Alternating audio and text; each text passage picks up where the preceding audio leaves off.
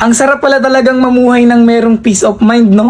Yung tipong kahit anong marinig mo, kahit anong sabihin nila sa'yo, ay wala ka nang pakialam. Isa sa mga natutunan ko para magkaroon ng peace of mind sa sarili ko ay wag nang patulan yung mga bagay na hindi naman na dapat pinapatulan. Wag mo nang pansinin yung mga hindi naman dapat pansinin. Lalo na yung mga bagay na alam mong hindi naman makakatulong sa sarili mo kapag nagpaliwanag ka pa, kapag ipinaglaban mo pa yung hindi naman na dapat pinaglalaban. Ikaw na nanonood, kung gusto mo ng peace of mind, sarili mo lang din ang makapagbibigay ng peace of mind. Sarili mo lang ang hindi na dapat papatol sa mga bagay na hindi na dapat patulan. Sarili mo lang yung makapagbibigay na hindi na dapat pansinin yung mga nagpapapansin. Deadmahin mo na lang yung nasa paligid mo. Di mo naman kailangan ng opinion ng iba at hindi mo kailangang magpa-apekto sa kanila dahil naniniwala pa rin ako na ikaw at ikaw lang din talaga ang makakatupad ng mga bagay na gusto mo. Maniwala ka sa sarili mo, sabayan mo ng paniniwala sa taas at huwag ka makinig sa mga